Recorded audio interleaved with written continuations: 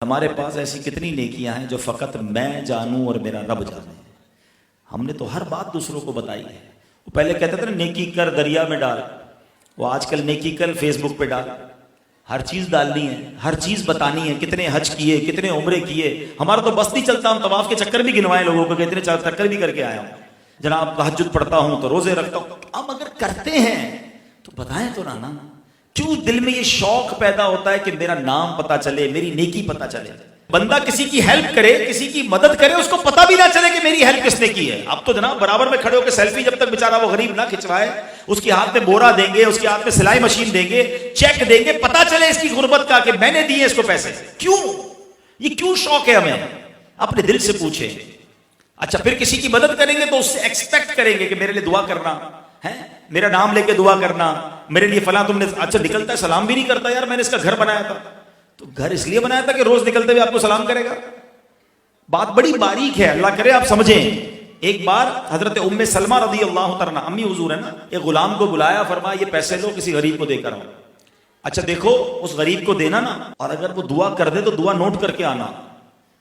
بات بڑی عجیب تھی. غلام گیا، اس نے جا کے صدقہ کیا، اس غریب نے جھولی اٹھا کر دعائیں دی. وہ غلام واپس آیا، کہا امی حضور وہ میں نے جا کے جس غریب کو دیا نا اس نے آپ کے لیے دعائیں کی ہیں. حضرت ام سلمہ نے ہاتھ اٹھایا، اس غریب کے لیے، اس فقیر کے لیے یہ والی دعائیں کی. فرمایا دعا کا بدلہ دعا ہو جائے، صدقے کا بدلہ اللہ سے لینا ہے. یعنی صدقے کے بدلے میں بھی دعائیں نہیں چاہیے ان کو. وہ اللہ کے لیے کرتے تھے نا. ہماری تو کنڈیشنز ہوتی ہیں. کسی کو عمرے پہ بھیج دے، پہلے کعبے کو دیکھ کے میرے نام سے دعا کرنی ہے، ہر چکر میں میرا نام لینا ہے. ارے بھائی کیوں فیس لے رہے ہو نیکی کرنے کی؟ دے دو، چھوڑ دو. وہ جانے، اس کا رب جانے. اللہ تو جانتا ہے نا آپ نے بھیجا ہے. ہم کنڈیشنز کے ساتھ نیکیاں کرنا چاہتے ہیں. ہم چاہتے ہیں اس کا ریوارڈ ملے، مجھے اس کا کوئی احسان میں جتاؤں اس پر. نہیں، مدد کرو اور بھول جاؤ. بلکہ مزہ یہ کہ پتہ بھی نہ چلے.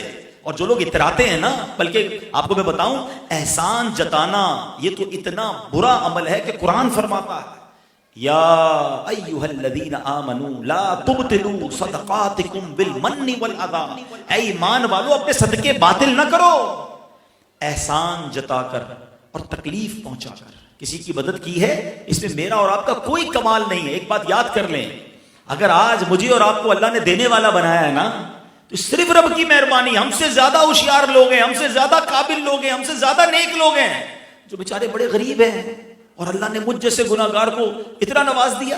تو ہونا کیا چاہیے تھا کہ جب میں صدقہ کروں، خیرات کروں، تو ساتھ سجدہ شکر بھی ادا کروں کہ مالک تیری مہربانی، تو نے دینے والا بنایا، مانگنے والا نہیں بنایا.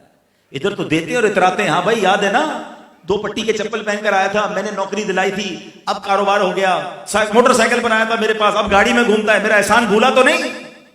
توبہ توبہ توبہ. یہ کیا کر رہے ہیں ہم اپنی ساری نیکیاں برباد کر رہے ہیں. ارے ہم نے کیا احسان کیا کسی پر؟ مجھ پر رب نے احسان کیا جب جا کے میں نے کسی کی مدد کی ہے. ہو سکتا ہے میں کسی کے گھر پہ جاتا کہ میرے بچے بھوکے اور مجھے کھانے کے لیے پیسے چاہیے. اس دن سے سوچو نا، کسی کی مدد کر کے اترانا کیسا. سچی بات ہے، ہماری آنکھوں میں آنسو آنے چاہیے.